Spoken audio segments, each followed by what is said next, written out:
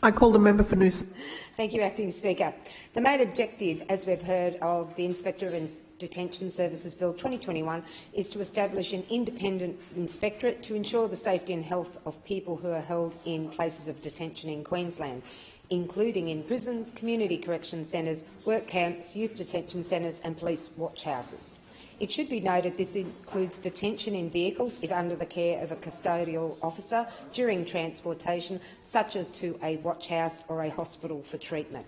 Presently, there is no single body that focuses on the independent oversight of detention and detention services, which leaves the system open to mistreatment, neglect and potential corruption. The main role of this independent inspectorate is to ensure that all detainees are treated humanely, that there is a proactive assessment of treatment, including the conditions they are held in, such as overcrowding, and importantly, that detainees are kept from harm.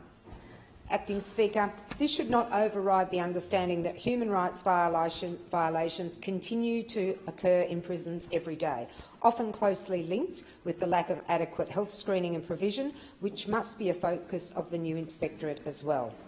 Imprisonment is a punishment. However, it should also be a place where inmates can gain and promote self-worth, rehabilitate themselves with assistance from in-house programs, with the aim to become productive members of society should they be released and to not offend.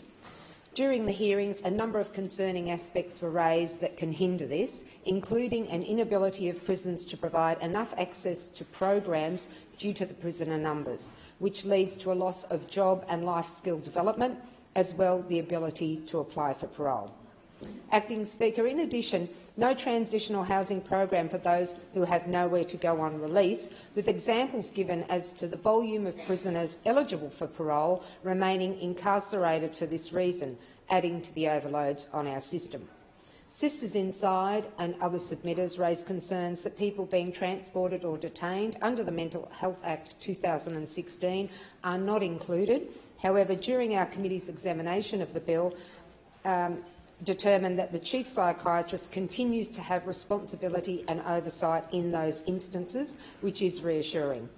The Department of Justice and Attorney-General has noted that this new inspectorate will not take over the usual internal oversight that is provided by existing government departments, such as corrective services, police and youth, but rather it will provide a consistent and systemic approach based on continuous inspections and reviews to ensure that best practice is being maintained at a system-wide level.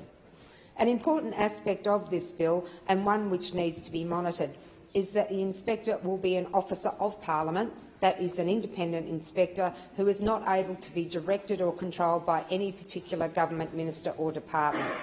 With recent debates about integrity and impartiality of independent authorities, commissioners and those in senior public roles who are not allowed to exercise their impartial judgment, this is a very important aspect. It is now up to government to ensure that adequate resourcing is there to support the inspector and that it doesn't become ultimately an annexure of the Queensland Ombudsman's office and budget. In a state as large and diverse as Queensland, this new inspectorate should be a standalone office and resourced accordingly.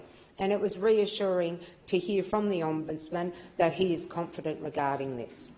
While all submitters to the committee supported the introduction of the independent inspectorate, many stakeholders also raised concerns about this adequate resourcing and independence.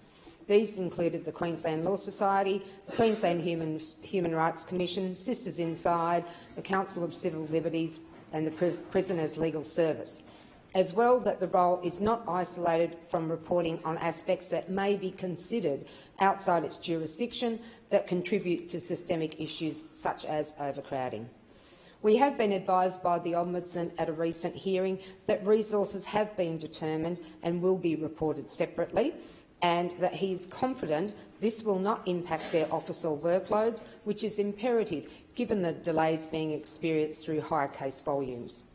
Acting Chair, even though this bill could not cover all particular concerns of stakeholders and submitters, an avenue has been provided through future evaluations and by the department recognising and incorporating key aspects of OPCAT whilst awaiting the upcoming decision by government on how OPCAT will be implemented in the context of the National Preventative Mechanism.